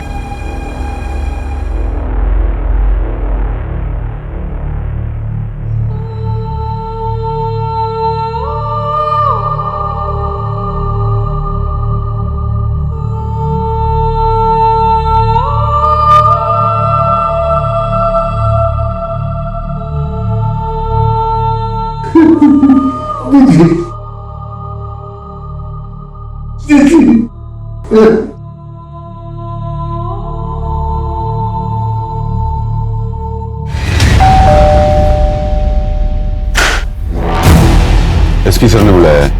हाँ प्रमोद। जैन सर। जी Jain sir. Yes sir, I'll do that right now sir. Right, thank you sir. हाँ प्रमोद, क्या रिपोर्ट है? सर आत्महत्या का मामला है। लड़की ने कुएं में कूदकर अपनी जान दी है। किसी बात को लेकर डिस्टर्ब थी, कोई personal issue, may be exam का प्रेशर या फिर किसी लड़के का चक्कर। पोस्टमार्टम रिपोर्ट क्या कहती है? Same sir, suicide, no foul play. लड़की की बॉडी उसके घर वालों को पहुंचा दी है। Good job. ये केस को जल्दी सॉल्व करना हमारे लिए बहुत जरूरी था, बहुत प्रेशर है सर। अब एक काम करो, केस को क्लोज करो और कोर्ट का डेट ले लो। सर लेकिन ये कैसे पॉसिबल है बताइए? देखिए आप शांत, इट्स नॉट पॉसिबल सर। ये लोग क्या बोल रहे हैं कि मेरी बेटी ने आत्महत्या की? ये पॉसिबल नहीं है। वो तो सीए बनना चाहती थी, उसके हाल ही में मैथ्स के टीचर की जॉब लगी थी, वो बहुत खुश थी सर। वो आत्महत्या क्यों करेगी? देखिए मैं समझ सकता हूं कि आपके लिए यह मानना काफी मुश्किल है कि अब आपकी बेटी इस दुनिया में नहीं है, लेकिन सच को तो एक्सेप्ट करना ही होगा। सच ये है कि उसने आत्महत्या नहीं की है, जरूर दूसरी कोई बात है जो आप छुपा रहे हैं मुझसे। अब आप एक काम करिए, उस रितेश को जाके उठाइए, वो मेरी बेटी को परेशान करता था। हाय निधि, कैसी चल रही तेरी सीए की तैयारियां? एकदम अच्छे से। तू कैसा है? अंकल कैसे? अरे एकदम बढ़िया। परसों आ रहे तेरे घर। क्यों? मेरे घर क्यों? अरे हमारी शादी की बात करने। रितेश, मुझे अभी किसी से शादी नहीं करनी। इतनी बड़ी हो गई है, अब कब तक सिंगल रहेगी? और ये शादी के बाद पढ़ाई लिखाई में क्या रखा है? मैं क्या बोल रहा हूँ, मेरे घर में कोई नहीं है, देख लूंगा तुझे। सर मेरी बेटी निधि मुझे हर बात बताती थी, उसने मुझे रितेश के बारे में भी बताया था।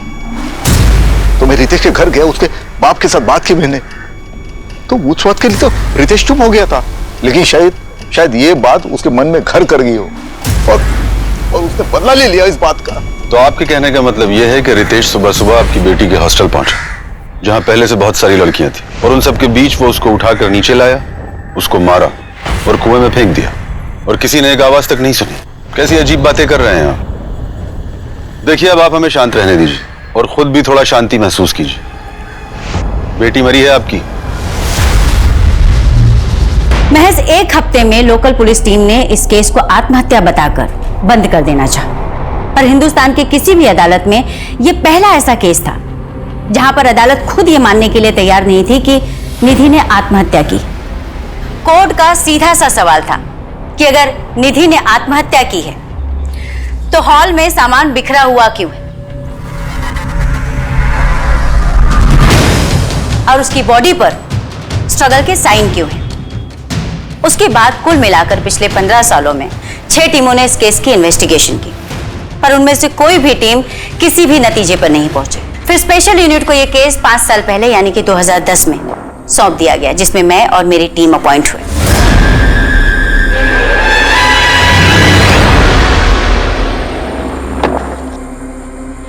मैम अब तक 6 टीम ने इस केस को सुसाइड बताया है और सबने रिक्वेस्ट की है कि इस केस को क्लोज कर दिया जाए, लेकिन 7वीं टीम का ऐसा कोई इरादा नहीं। 19 जैन 1995 ये वही दिन है ना जिस दिन कुएं से निधि की डेड बॉडी मिली थी। Right ma'am. अगर 1 मिनट के लिए मैं मान भी लेती हूँ कि उसने सुसाइड कमिट किया, तो सुसाइड कमिट करने से पहले वो ये मैथ्स के सम क्यों सॉल्व कर रही थी? मैम ये रही उसकी डायरी। मैथ्यू में डायरी पढ़ चुकी हूँ। उसकी डायरी के एक भी पेज को देखकर ऐसा नहीं लगता कि वो सैड थी या सुसाइडल टेंडेंसी की थी। हर पेज पर कुछ ना कुछ positive, happy, cute, excited, bright future, bright सोचने वाली लड़की। एक्सेप्ट 16 जैन 1995 उसकी डेड बॉडी मिलने के 3 दिन पहले। 3 दिन पहले से उसने डायरी लिखना बंद कर दिया था। आखिर उन 3 दिनों में ऐसा क्या हुआ था जिसने उसके डायरी लिखने के रूटीन को खत्म कर दिया? इस केस को बीते हुए काफी साल हो चुके हैं। हमें फाइल्स और पेपर्स के अलावा मिलेगा क्या? सच जिसको तलाशने के लिए मैं यहाँ आई। मैथ्यू, हम माँ बाप अपने बच्चों को अपने से दूर इसलिए भेजते हैं कि वो पढ़ लिख कर हमसे बेहतर करें जिंदगी में। बेचारी 21 साल की बच्ची थी और जब आपके बच्चे के साथ ऐसा कुछ हो जाए तो आपकी अंदर तक रूह कांप जाती। और उसके पापा को तो पता तक नहीं कि उनकी बेटी के साथ हुआ क्या। क्या ढूंढना चाहती है आप? और आपके बाकी साथियों ने क्या ढूंढा है? यही ना कि मेरी बेटी का किसी के साथ अफेयर था, वो फिजिकल रिलेशन में थी। हर 2-3 साल के बाद कोई ना कोई आता है और हमारे जख्म कुरेद कर चला जाता है। क्यों? हमने मान लिया ना कि हमारी बेटी ने आत्महत्या की है, हो गया ना, बस अब जाइए यहाँ से। आपने भले मान लिया कि आपकी बेटी निधि ने आत्महत्या की थी, लेकिन हम नहीं मानते। हमें पूरा शक है कि निधि की मौत के 3 दिन पहले उसके साथ जरूर कुछ हुआ था जिसकी वजह से वो बहुत अपसेट थी, खुश नहीं थी। शायद ऐसा कुछ जो 3 दिन बाद उसकी मौत का कारण बना। देखिए रस्तोगी साहब, मैं आपका दर्द समझ सकती हूँ। हम केस सॉल्व करने के बहुत करीब हैं। अगर आप थोड़ी सी मदद करें, थोड़ी हिम्मत दिखाएं तो आपकी बेटी को इंसाफ जरूर मिलेगा। रस्तों,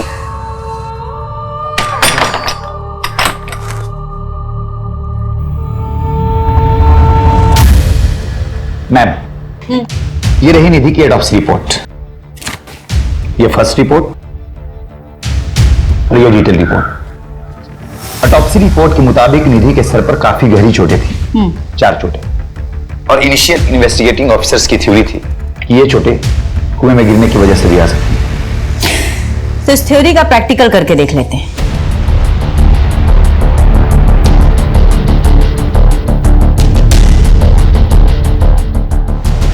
मैनिक्विन लाओ।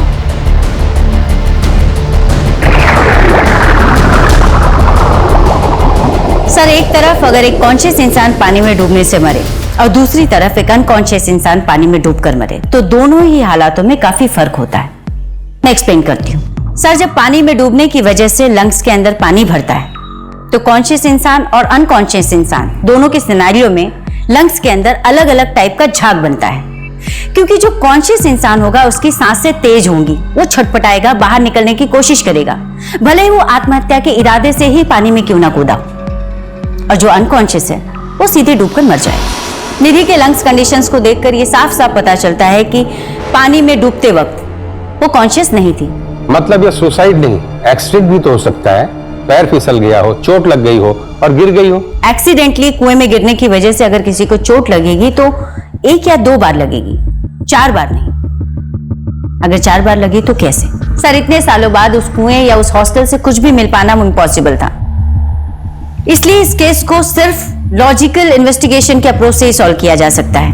इसलिए मैंने और मेरी टीम ने पुरानी रिपोर्ट्स में दी गई जानकारियों के हिसाब से इस केस को रीइमेजिन करने की कोशिश की।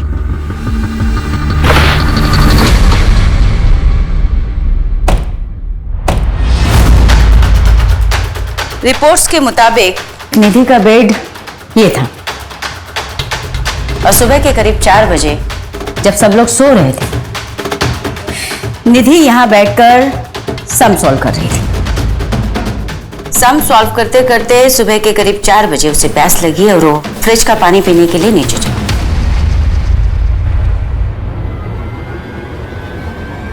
जया के दिए हुए स्टेटमेंट के हिसाब से जया सो रही थी, पर उसने निधि को कमरे से बाहर निकलते हुए देखा।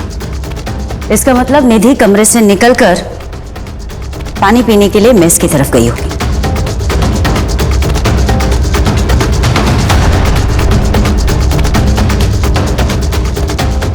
पुलिस फाइलिंग के हिसाब से आज से 15 साल पहले फ्रिज यहां कहीं था, जहां पर उन्हें एक गिरी हुई बोतल भी मिली थी।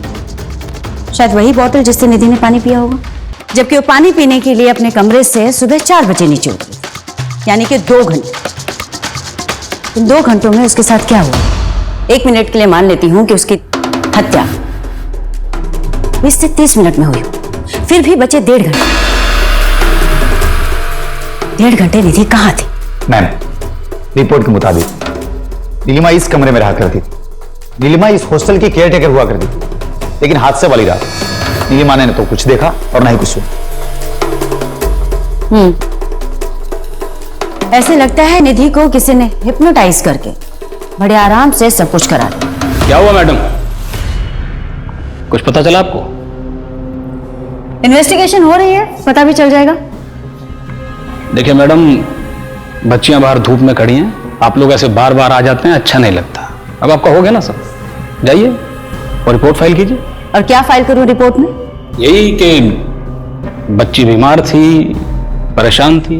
तो आप ही हैं जो अभी तक सबको नरेशन देते आए हैं। ये इसका मतलब आप ही का हाथ है मर्डर? अरे मैडम, मर्डर वर्डर कुछ हुआ ही नहीं था, और मुझ पर इल्जाम लगाने से पहले अब सबूत लेकर आइए। आपसे पहले भी बहुत टीमें आई, खूब छानबीन की, हीरो बन गए सब लोग। फाइनली केस क्लोज करके चले गए ना, आप भी चली जाएंगी।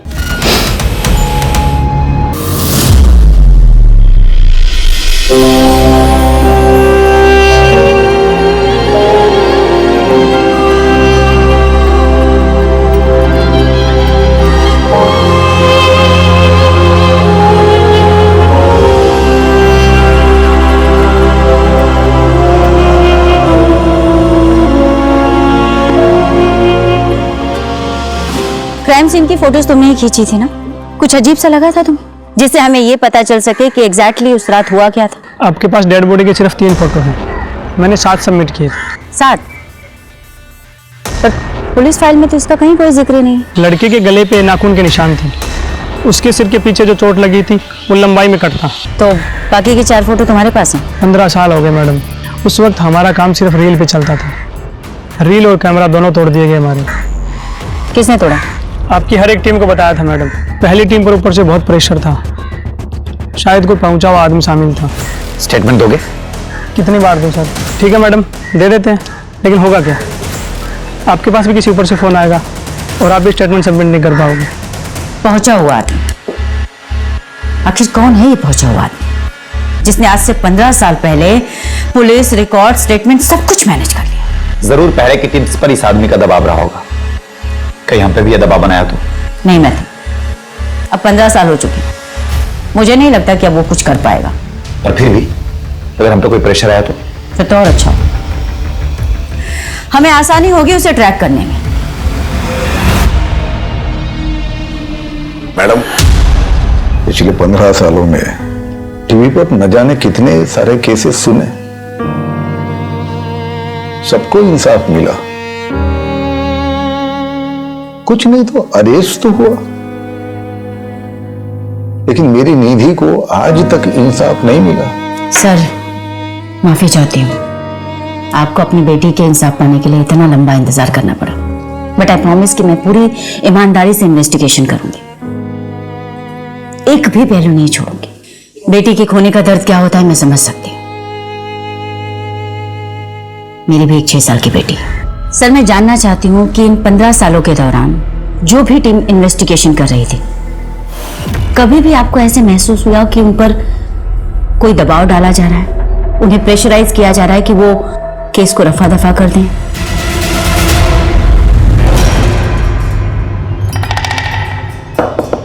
सर, अरे आप मेरे घर पे आ गए, आप पुलिस स्टेशन में आइए।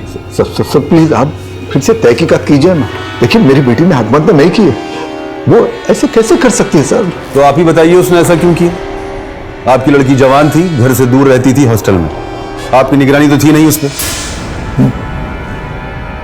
मतलब क्या आपका?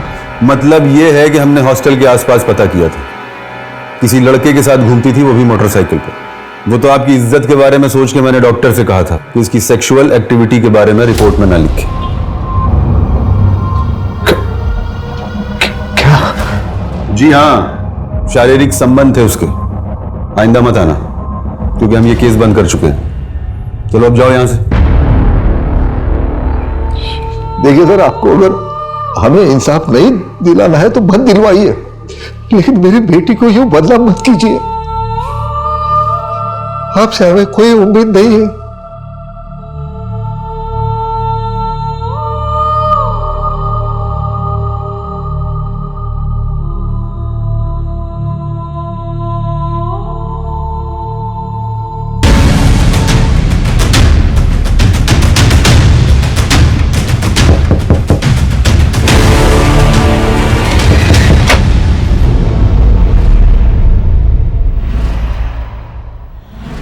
फिर नई टीम, आप भी तहकीकात कर लीजिए, लेकिन होने वाला कुछ नहीं। हमने जो चार्जशीट फाइल की थी वही एक्यूरेट थी मैडम। निधि रस्तोगी केस में काफी मेहनत की है तुमने। Thank you. थैंक यू किस लिए? मैं यही पूछने आई हूँ कि इतनी मेहनत किस लिए की? डेफिनेटली केस सॉल्व करने के लिए तो नहीं की। मैं कुछ समझा नहीं मैडम। प्रमोद, लगता है तुम्हें तुम्हारी भाषा में समझाना पड़ेगा।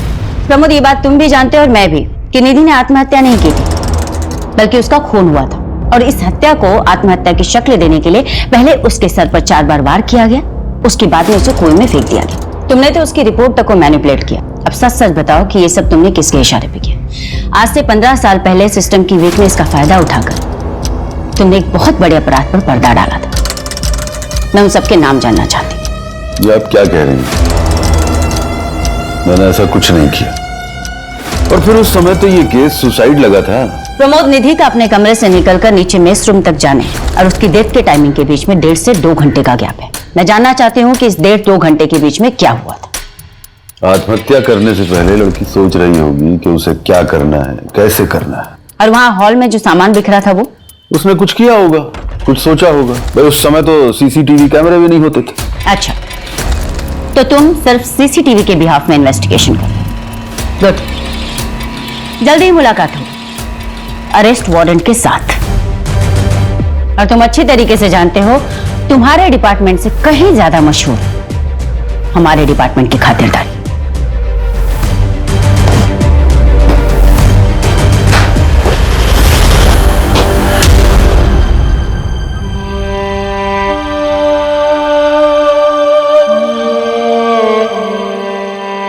पापा, मैं ना ये सब उंगलियों पे जोड़ जोड़ के ना तंग आ गई हूँ। प्लीज सैंटा को बोलो ना इस बार एक कैलकुलेटर गिफ्ट कर दे। निधि बेटा, ये तुम्हारा कैलकुलेटर। अरे हाँ, इस केस में एक नई ऑफिसर आई है। हाँ जानता हूँ, कहीं आए कहीं गए, और मैं हर बार उम्मीद लगा लेता हूँ। क्या करूं बेटा, आगे ही नहीं जा पा रहा हूँ। बस इतना जानना चाहता हूँ कि उस रात को क्या हुआ था, तो मुझे फोन पर क्या बताने वाली थी? पापा,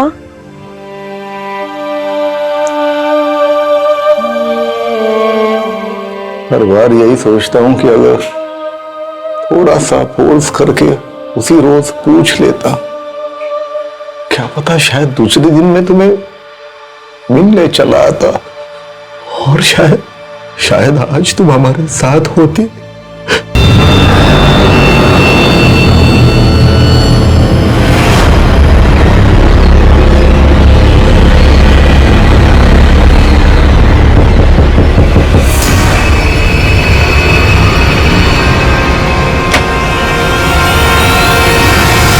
आप यहां?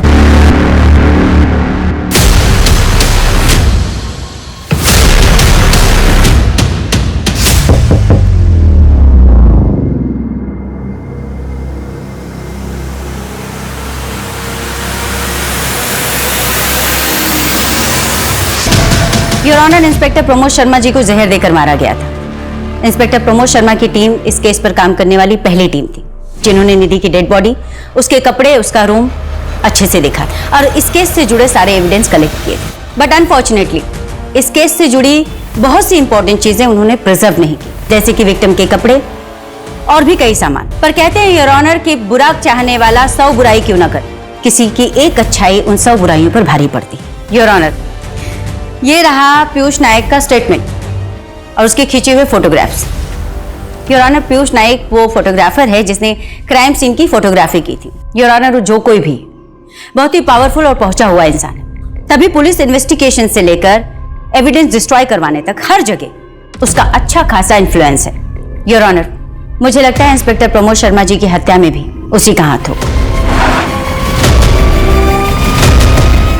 जानवी जी, हमें पता चला है कि निधि के साथ आपकी बहुत अच्छे से बनती नहीं थी, तो 15-20 सालों बाद आप मेरे पास आ गई। आपको पता है मेरे पिताजी मंत्री हैं, वो भी पिछले 25 सालों से। आप गलत जगह हाथ डाल रही हैं। आई एम सो सॉरी, हमारे प्रोफेशन का हिस्सा है इंक्वायरी करना, सो वी आर हियर। वैसे आपके पिताजी काफी अच्छी पहुंच रखते हैं, पैसे वाले भी आप। अब आप सही समझ रही हैं। आपको कुछ जरूरत हो तो बताइए। जी नहीं, थैंक यू। मैडम जी, चाय तो पी के जाइए। नेक्स्ट टाइम पक्का। इसके बाप की कुंडली निकलवाओ। अगर ये लोग इतने ही पहुंचे हुए हैं तो जानवी जरूर इस केस में इन्वॉल्व होगी।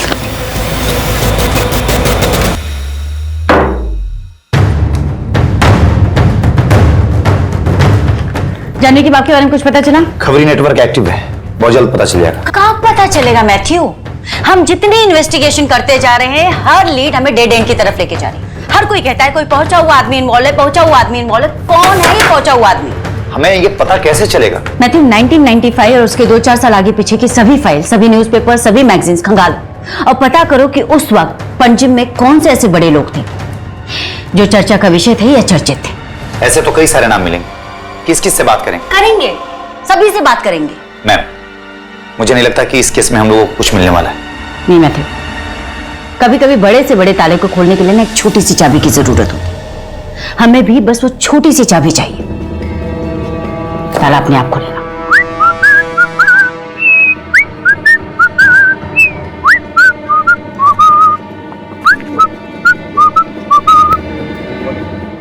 एक्सक्यूज मी दोस्त, पैराग्लाइडिंग करेंगे? पैराग्लाइडिंग ये भाई मैम, अपना जेस्की है, स्कूबा डाइव है, सब एकदम पैकेज में करा दूंगा, डिस्काउंटेड। बदल लूंगा। कोई बात नहीं ब्रदर, कोई बात नहीं, एंजॉय एंजॉय।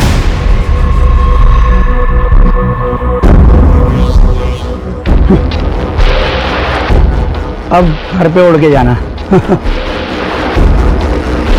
नदीम अहमद पेशे से चोर, लेकिन इस केस में एक बहुत ही इंपॉर्टेंट कैरेक्टर है। भैया एक चाय देना कुल्हड़ वाली। Thank you.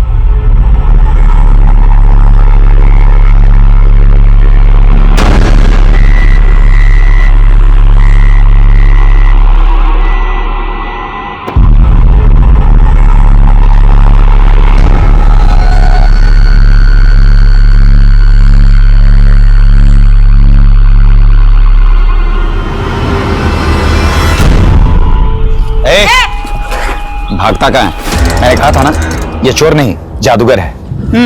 पर आप लोग हो कौन? Special unit. वो जो टीवी पे बताते हैं वो? गोवा सुर्खियां।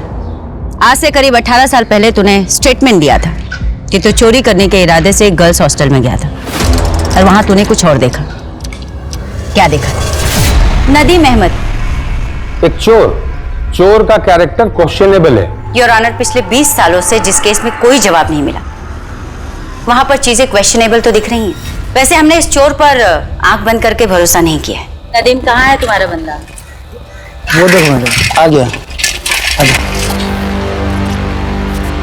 मैडम ये असलम है, न्यूज़पेपर और दूध बेचने का काम करता था। असलम जरा बता मैडम को उस सुबह तूने क्या क्या देखा था? गर्ल्स हॉस्टल के अंदर मैम मर्दों का जाना एकदम से मना था, यहाँ तक कि मुझे पैसे देने भी गेट पर ही आते थे। उस रात मैंने देखा कि एक आदमी हॉस्टल के पीछे की तरफ जा रहा था। बहुत अंधेरा था तो ठीक से देख नहीं पाया। मुझे लगा किसी लड़की का किसी लड़के के साथ चक्कर होगा। बाद में मैम मुझे पता चला कि वहाँ कुएं से किसी की लाश मिली थी। मैम ये केस तो कहीं और मुड़ गया है। जानवी के पिता की कुंडली भी हाथ लग गई है और जानवी की माँ की ये दूसरी शादी है। शादी 15 साल पहले हुई थी और ये आदमी जानवी को गोद लिया हुआ था। असलम और नदीम के दिए हुए स्टेटमेंट के बेस पर हम निधि को इंसाफ नहीं दिला पाएंगे। It will be very difficult. इस मर्डर के पीछे इन दोनों का भी तो हाथ हो सकता है ना? I don't think. इससे लोगों के बीच ये बड़े नाम इन्वॉल्व क्यों होंगे? इनके साथ तो बहुत आसान होता है ना, इन्हें लॉकअप में डालो, केस बंद। इस केस को सिर्फ इसलिए बंद किया गया है ताकि कॉलेज का नाम ना खराब हो और सिक्योरिटी वाले पे सवाल ना उठे। निधि जिस कॉलेज में पढ़ती थी और जहां पर पढ़ाती थी वो पणजी के बड़े इंस्टीट्यूट्स में आते हैं और ऐसे इंस्टीट्यूट अक्सर अपने एनुअल डे फंक्शन पर बड़ी हस्तियों को एज ए चीफ गेस्ट बुलाते हैं। पता करते हैं कि पिछले 4-5 सालों में कौन कौन से लोग एज ए चीफ गेस्ट यहां पर आए हैं। 4 साल यानी कि निधि की हत्या के पहले से 1990 से शुरू करते हैं।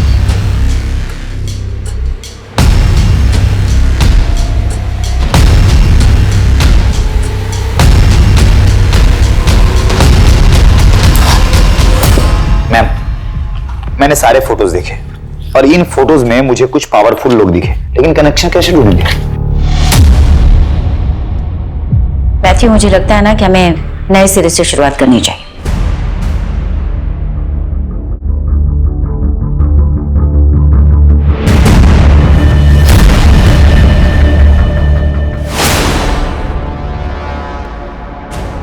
मैथ्यू, ये फर्स्ट ऑटोप्सी रिपोर्ट का सिग्नेचर और ये डिटेल ऑटोप्सी रिपोर्ट की signature, this is a little difference. थोड़ा मैन्युअल सा फर्क है।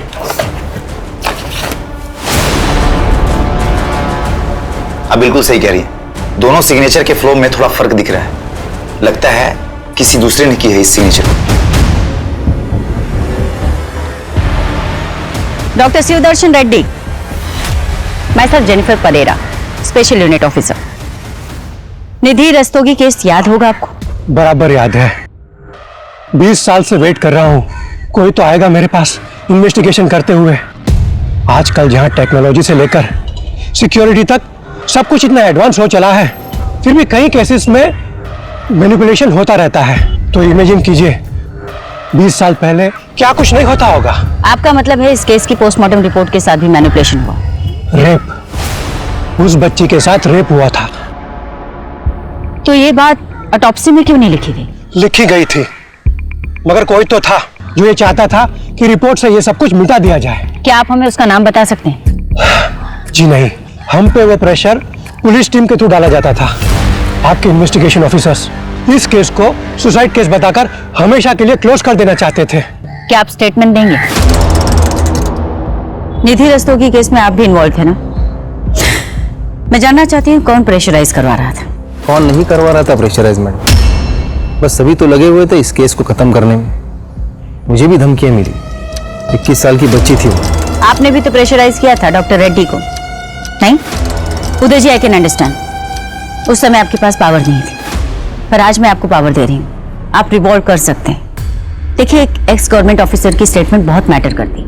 अगर आप अपनी स्टेटमेंट दे दें तो एक परिवार को जस्टिस मिल जाएगा। नहीं मिलेगा जस्टिस मैडम। मैंने गिल्ड में रिजाइन दे दिया, लेकिन प्रमोद सर के साथ जो हुआ उसके बाद मुझे अपने और अपने परिवार की सिक्योरिटी के बारे में सोचना था। मैं गारंटी देती हूँ आपकी सिक्योरिटी की। 20 साल से एक बाप वेट कर रहा है जिसे पता ही नहीं कि उसकी बेटी के साथ हुआ क्या था, क्या हुआ था उस रात। अगर आप हिम्मत करेंगे तो उस बाप को जस्टिस मिल जाएगा। सॉरी मैडम, मैं सिर्फ इतना ही बोल सकता हूँ कि जो लोग इस केस में इन्वॉल्व है वो इस केस में जस्टिस नहीं होने देंगे।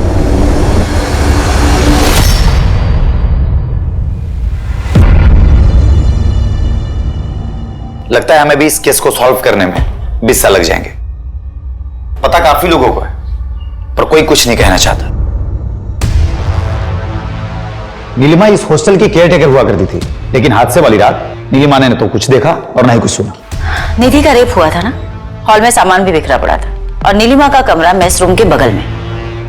माना कि वो सो रही थी, पर कुछ तो आवाज सुनी होगी उसने। मैथ्यू, वो नीलिमा की फाइल देना, उसकी पिक्चर सर।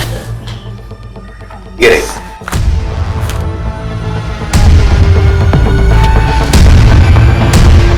कुछ तो कनेक्शन है।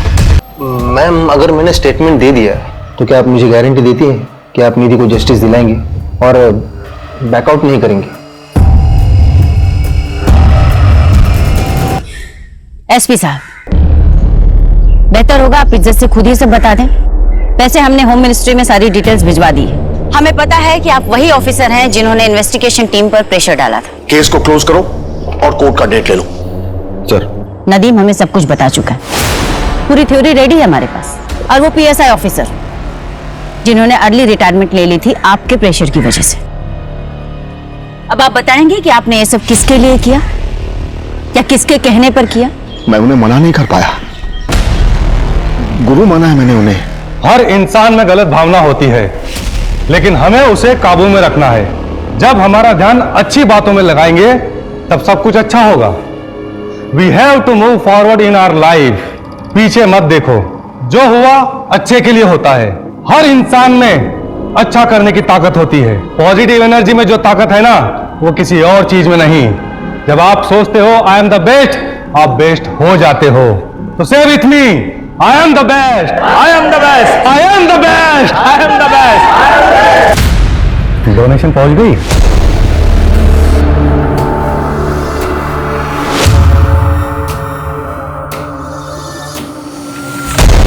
गुरुजी उस दिन किसी को भी याद कर सकते थे, लेकिन उन्होंने मुझे बुलाया। मेरे तो भाग्य ही खुल गए।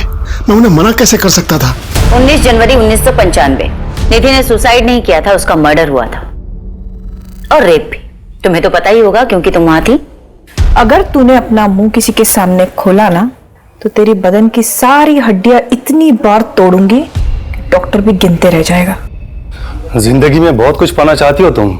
लक्ष्य होना जरूरी है और तुम वहां तक पहुंचोगी भी, लेकिन तुम्हें वहां तक पहुंचने के लिए मेरी जरूरत पड़ेगी। और जब भी तुम्हें मेरी मदद लगे, मेरे घर चले आना, मैं तुम्हारी मदद करूंगा।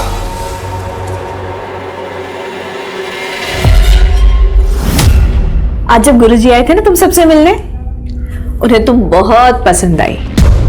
पता है इतनी छोटी सी उम्र में तुझे प्रिंसिपल बनाने का सोच रहे हैं। 6,000 रुपए महीने कमाएगी तू, लाइफ तो सेट है तेरी। फिर अपनी छोटी बहन को भी ले आना। गुरुजी का दिल बहुत बड़ा है, उसे भी आशीर्वाद दे देंगे। दिमाग खराब है तेरा। मैं ना तुम सबकी पोल खोल दूंगी। सबको पता चलना चाहिए कि यहाँ पे क्या चालू है, ताकि कोई अपनी बेटी बहन यहाँ ना भेजे। तो उसने मना किया इसलिए मार दिया उसे? नहीं, इसलिए नहीं। तो किस लिए मारा था? क्या हुआ था उस रात? सर, निधि एक कराटे चैंपियन थी। इन्हें पता था कि उसके होश में रहते ये उसका कुछ नहीं बिगाड़ सकते। इतना ही नहीं, इस केस से जुड़े सारे एविडेंस डिस्ट्रॉय किए, जिसकी वजह से इस केस को सॉल्व होने में 2 दशक यानी कि पूरे 20 साल लग गए। और इन्हीं लोगों ने इंस्पेक्टर प्रमोद शर्मा को भी जहर देकर मार डाला। और ये सब सिर्फ इसलिए क्योंकि 16 जनवरी 1995 को यानी अपनी मौत से ठीक 3 दिन पहले निधि गलत समय पर गलत जगह जा पहुंची, जहां पर उसने कुछ गलत होते देखा। स्पेशल यूनिट के इन्वेस्टिगेशन को सुनने के बाद अदालत इस नतीजे पर पहुंची है कि निधि रस्तोगी ने आत्महत्या नहीं की थी, बल्कि उसकी हत्या हुई थी। 21 साल की निधि रस्तोगी, जिसके आगे पूरी जिंदगी थी, जो अपने सपनों को पूरा करने के लिए पूरी मेहनत कर रही थी, उस बच्ची की हत्या के इल्जाम में ये कोर्ट नीलिमा पेंडेकर, संजय शर्मा और कमल जैन को उम्र कैद की सजा सुनाती है।